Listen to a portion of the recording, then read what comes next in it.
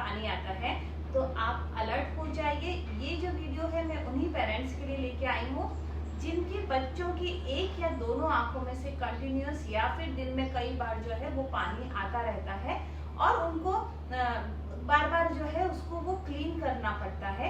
और कई बार हम सोचते हैं कि ये बहुत बड़ा इशू नहीं है तो हम उसको इग्नोर कर देते हैं, तो इसको बिल्कुल इग्नोर नहीं करना है।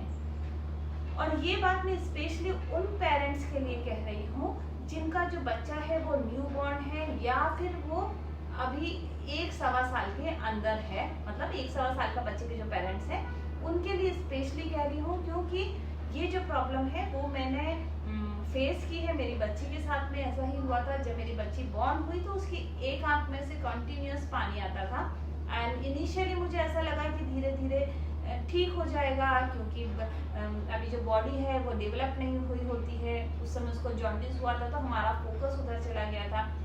तो कई सारी चीजें ऐसी थी कि हमने उस प्रॉब्लम की तरफ ध्यान नहीं दिया और जब वो 3-4 महीने निकल गए उसके बाद हमें ऐसा लगा कि यार ये तो प्रॉब्लम ठीक ही नहीं हो रही है, अभी क्या करना चाहिए। तो उस समय हमने कई सारे, क्योंकि एकदम से हम पैनिक हुए कि ऑलमोस्ट 4 मंथ चले गए हैं और अभी तक बच्चे की आंख में से पानी नहीं जा रहा है, तो फिर हमने कई सारे हम डॉक्टर्स के पास में जाके उनसे कंसल्ट किया और सभी का एक ही उपाय है। देखिए बहुत छोटा सा सॉल्यूशन है, तो मुझे नहीं लगता कि आपको हार्डली 5 मिनट से ज्यादा रोज के लगने वाले हैं उसके लिए, बट आपको वो रेगुलर करना है। ऐसा नहीं है कि आपने आज किया उसके बाद आप 10 डेज के बाद में कर रहे हैं।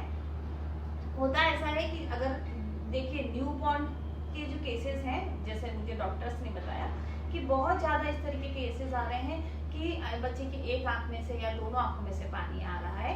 तो होता ऐसा है कि जब बच्चा पैदा होता है जनरली उन्हीं लोगों के साथ ये प्रॉब्लम है, मतलब एक बैक्टीरियल जो इश्यूज है वो अलग है, बट बच्चा न्यू बॉर्न है और उसको शुरू से इसी तरीके की जो प्रॉब्लम्स है वो फेस कर रहा है। तो होता ऐसा है कि आंख और नाक इनके अंदर जो है ये क्या होती है, अश्रु नली, जिसे टीयर डक्ट कहते हैं हम।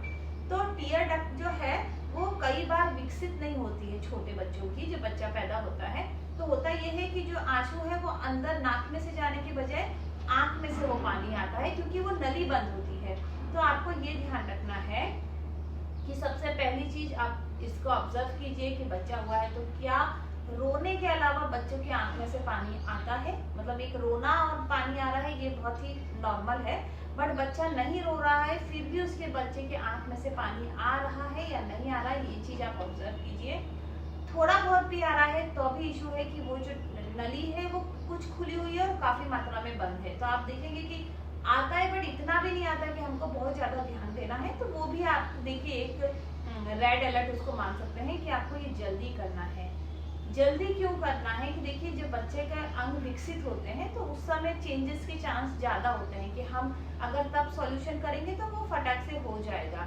तो और अगर 2 साल के बाद में भी ये प्रॉब्लम बरकरार रहती है तो क्या होगा, फिर सर्जरी ही आपके पास ऑप्शन रह जाएगा। तो आई डोंट थिंक कि आप सभी जने चाहेंगे कि छोटे से बच्चे की सर्जरी वगैरह करानी चाहे। ओनली 5 मिनट आपको देने हैं। करना क्या है देखिए, क्योंकि मैंने भी कुछ समय मैंने जब बच्ची पैदा हुई थी तभी इस चीज को ऑब्जर्व कर लिया था, बट मैंने भी उस तरीके से ध्यान नहीं दिया कि पानी एकदम से जब वो नहीं रो रही तब भी आ रहा है। बट जब वो ऑलमोस्ट 4 मंथ्स की हुई तो हम एकदम से पैनिक हो गए थे और पैनिक होने के बाद में हमने कई सारे डॉक्टर से कंसल्ट किया। सभी का एक ही कहना था कि आजकल ये बहुत ही कॉमन प्रॉब्लम हो रही है, मतलब हर जगह देखने को मिल रहा है कि पेरेंट्स, कई सारे पेरेंट्स ओनली इसी प्रॉब्लम को लेके आते हैं उनके पास में कि ये जब ये बंद हो गई नली, जो टीयर डक्ट है वो बंद होता है, तो हमें क्या करना है, आंखों से नाक के बीच में ये इस तरीके से आपको प्रेस करना है। स्पेशली यहाँ होती है, मतलब अगर आप राइट साइड में से आंसू आ रहे हैं तो यहाँ और लेफ्ट साइड से आ रहा है तो इस तरफ, तो आपको इस तरीके से प्रेस करना है। अभी देखिए प्रेस करने में क्या है, पेरेंट्स जो है, एक तो पेरेंट्स छोटे से बच्चे को देख के, मतलब उनका जो कनेक्शन होता है वो बिल्कुल नहीं चाहते अपने बेबी को हर्ट करना, पर यहाँ भी ये काम नहीं चलेगा क्योंकि ऑलमोस्ट ये भी मेरा पर्सनल एक्सपीरियंस है। 1 महीने तक मुझे भी ऐसा लगा कि बच्चा रोए नहीं, एकदम धीरे धीरे उसको टच टाइप करती थी, कुछ फायदा नहीं हुआ।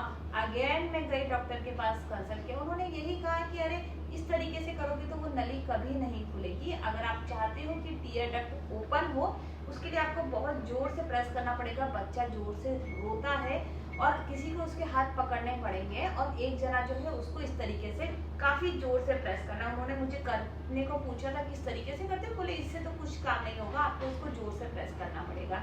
तो जिस भी आंख में से आंसू आता है उस साइड को या दोनों से आता है तो आपको इस तरीके से बच्चे की जो आंख से लेकर नाक की तरफ है और ये देखिए ये जो हिस्सा है इसको बहुत जोर से प्रेस करना है।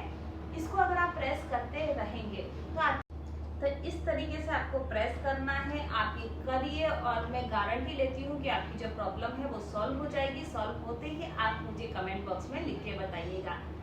Thank you very much for watching me.